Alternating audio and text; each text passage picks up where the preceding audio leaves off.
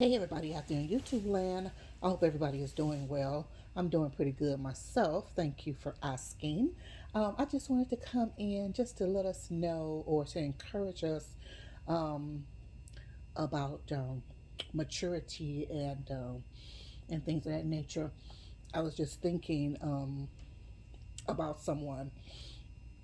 They're an esthetician, and I noticed that they work, for someone, and I was like, oh, that's cool, because a lot of times when we are certified or when we get our education or whatever in a particular field, sometimes we try to strike out on our own. We want to get our own business and do our own thing. But if you know anything about apprenticeships and studying and things of that nature, um, that I mean apprenticeships have been out since the beginning of time, basically, and people were under the tutelage and of individuals, and that is how they learn their craft, and they learn from great masters, in carpentry, woodworking, glass making, bakery, pastries, in culinary, so even in housekeeping, and you know how vast housekeeping is, the cooking of it, the cleaning part of it, the organization of it, the shopping, the taking care of the family, all of that homemaking type of thing or housekeeping, um, and, and whatever, that type of servitude. But it's but like I was trying to say, that so many want to strike out, want to do their own thing. I want to have my own business, but you really are not prepared, because if you notice, and cobblers as well as seamstresses and or tailors, you know because if you notice, in these times, people are really, they're not really honed in on their craft. You know what I mean? They're kind of sloppy, or they're not excellent, and their behavior and or their character is off. They don't love what they do. They don't care about what they do. All they want to do is make a buck. Oh, I gotta be successful. I gotta make money, and that's really not the history of things. I mean, yes, we needed money, and we need money. I mean, currency is what we trade with. That's the currency in which we trade, so we do need it. But as far as service is concerned, that is lacking so much in society. And although this pandemic, this time of the pandemic has been traumatic and tragic and depressing and deflating and all of the other things for individuals, it has also brought about a change in mankind. People are helping other people, I mean strangers, people that they don't know, because a lot of times you'll help a person because you know them, but you won't help somebody that you don't know. But people are helping people they don't know. They're coming out of their pockets. They're going out of their way.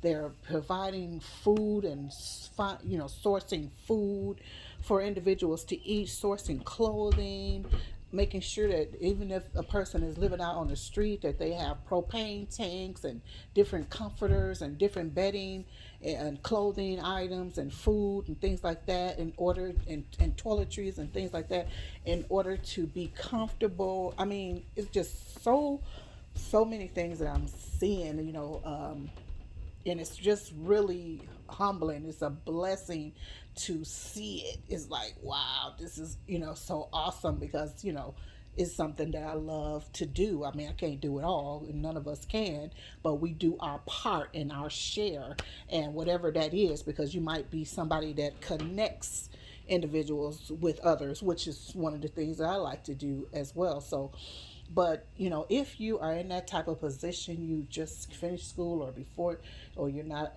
out of school yet, go and work for somebody. and somebody good now, not just somebody sloppy, because there's a lot of people that are very very sloppy. We just had our place recently rehab or remodeled or whatever, and it was some sloppiness. It was some sloppiness, and I just didn't appreciate it. The sloppiness in the craftsmanship and slash workmanship, and about cleanliness, not keeping your word as far as the contract is concerned, things like that.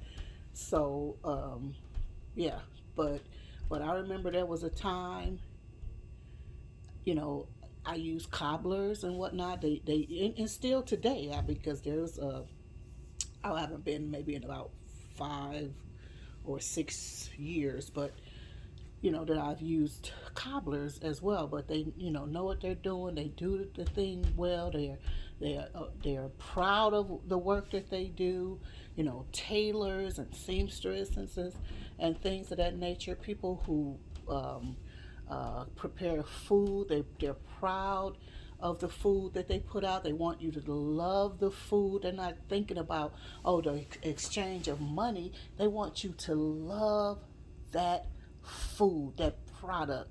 They're clean, they're diligent.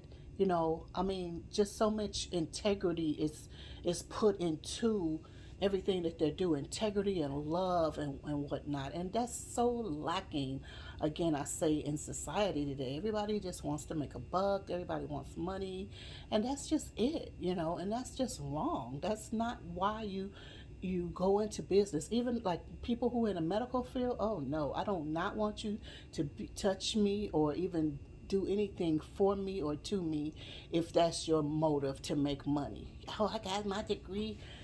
You think I went to school to just to not make money? I don't like that. I don't like that from any industry or profession or professional. you know you should have done whatever you doing or have done. It is to provide a service to mankind. That should be our goal. That's our ultimate goal. Money is going to come. You're going to get money. That's not But that should never be your goal. Your goal should be to bring a service to mankind, to help individuals, you know, not to hurt. I mean, what is even the Hippocratic Oath? Hippocratic Oath. What is the one of the foremost is that do no harm. Where you're not to do any harm, and that's in a lot of professions and industries. But you don't do any harm, you know. But anyway, that's all I wanted to say. Hang in there, go and get under someone and under someone's tutelage and learn the craft well from them, from the Rudy to the Tootie, from A to Z. Find out how they do everything and bring your so that you can bring your A game and integrity. I mean, because it's one thing. Because I notice how sometimes we go to the barber, like with my grandchildren or whatever, and I remember when went for my own children, you would see that they would clean between um, what do you call it, between clippings or haircuts. They clean up all of their tools and instruments and sterilize them. They clean around their area. They clean the chair. And everything is clean. And they make sure that the what's the majigum, the smock, that they put on you is clean. I mean, they took their time and made sure that they cut your hair well, and you didn't leave there with a ringworm or a bunch of nicks and all of that kind of stuff. But today, you leaving they charging you an arm and a leg, but you still probably gonna leave with some kind of ringworm or some kind of irritation or some kind of nick cut, or they cut your hair wrong, or but they still want to get paid. They're not cleaning. They don't. Their areas are not clean. They might be on the phone while they're talking, while they're working on you. They might be eating something, chewing gum loudly, talking to other people. I mean, that is so unprofessional. Concentrate on your client, your customer, the person that's in front of you. Give them your full undivided attention. That's very unprofessional. But you don't learn that because you have not sat under someone who knew better. Okay, so sit under somebody that knows better. Why don't you listen to others? I know you think you know everything because but you're still wet behind the ears. Okay, and you don't know it all. Okay, you have not lived. You have not been to the places people have went. You have not gone to depths that others have gone. So hang in there, get under someone and learn, learn the craft so that you can pass it on to somebody else. All right. Love you. Have a great day. Bye bye for now.